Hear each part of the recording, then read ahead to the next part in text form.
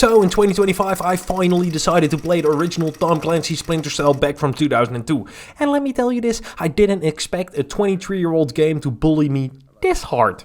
Splinter Cell is one of those games that everyone talks about, but nobody warns you about the emotional damage you get. You know, the darkness, the tension, the guards who say, must be the wind, after I literally kick in a door off its hinges.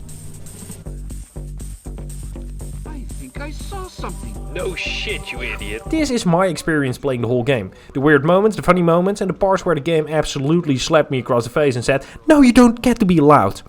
One thing becomes clear immediately. Splinter Cell has a personal vendetta against lights. Like someone from the developers must have said, I hate lights, fuck lights, I don't want lights, I want candle lights or whatever. Shooting light bulbs. Light. Okay, fuck. Another light. Light bulb. And one more light. Stupid light.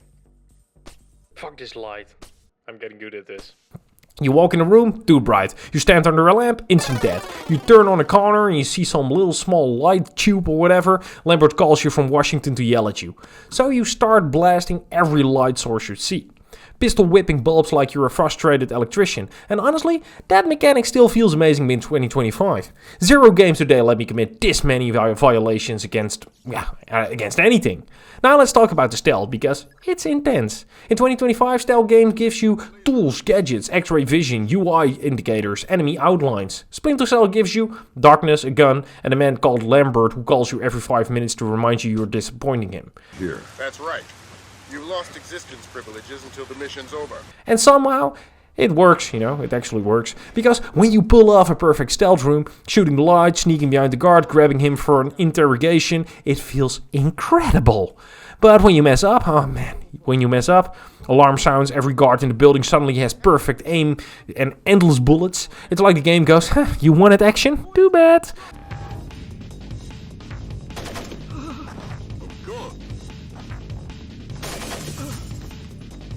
This game's guard AI is actually beautiful though. Apart from, sudden death shit. But, beautiful in the way old cartoons are beautiful. You hear things like, hey, what was that? Or, must have been the wind. Or, I swear I saw someone. Immediately forgets you exist after you, hide behind the corner.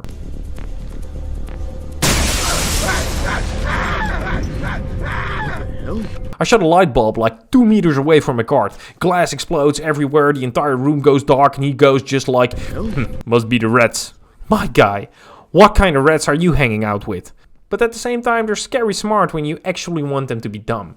You shuffle 1 inch too fast on the wooden floor, alarm. You bump a chair, alarm. You breathe, alarm. Splinter Cell AI is either Harvard graduate or potato, like rotten potato. No middle ground. Rotten potato, shouldn't have said that. And then there's Sam Fisher himself, a man who's supposedly, 40 or something, mid-40, I don't know. But he can perform a split jump between 2 walls like he's auditioning for Cirque du Soleil. Well, let's talk about the gadgets as well, because that's what you guys are waiting for, Night vision, still iconic. That familiar green glow when feels like gaming history. And the fact that you actually need it, because these levels are darker than my future, makes it even better. But the moment you switch to thermal vision, you realize this game was coded on a toaster. It looks like someone smeared Vaseline on the screen or something. And yet there's something charming about it. A little, maybe not. But still, you'll get through it. One thing that really surprised me in 2025, Splinter Cell was doing atmospheric storytelling before it was trendy. I know it! I know there were ninjas here! What? Yeah. You must be a ninja. How else could you sneak up and grab me like that? Listen, I don't know what... Wow! I can't believe it! A real life ninja! Listen, I'm gonna kill you if... Wow! Killed by a ninja! You get overheard conversations, guards talking about geopolitical tension, offices full of personal items, destroyed hallways, fires, explosions, and chaos during missions. You learn so much by just existing in these levels, and it genuinely feels like you're infiltrating living, breathing spaces, not game maps. And Kalinetic deserves its own section, If you've played the game, you know. Rooms on fire, commandos hunting you, explosions everywhere, offices filled with glass and death. You know, just death, pure death. This level is 10% stealth, 90% anxiety. It's Splinter Cell's version of a panic attack. And yet it's one of the best levels ever designed. I spent half the time crawling in vents, half the time sprinting from explosions, and the remaining time saying, "Who is shooting at me and why?" Yeah, that's actually how the game went. Okay, so here's the real question. Does Splinter Cell still hold up today?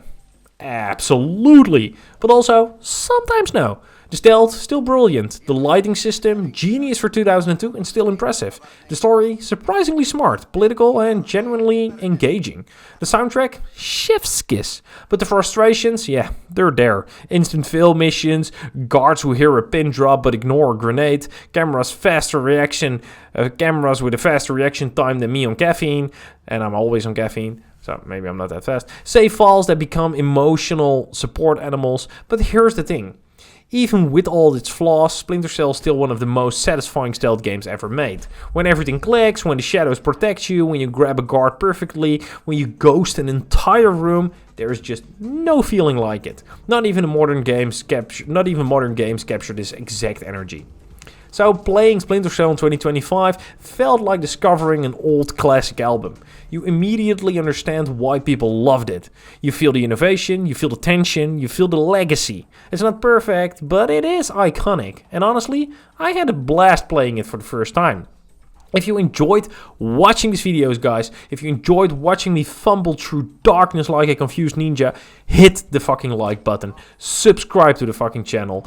Do a split jump in real life. No, wait, actually don't do. You'll die. Okay, maybe do it and send it to me. And let me know if I should play Splinter Cell, the Pandora's, I don't know what, tomorrow. No, not tomorrow. Next week. Because if it's anything like this game, I'm going to suffer. And you're probably going to enjoy it. Subscribe. Bye.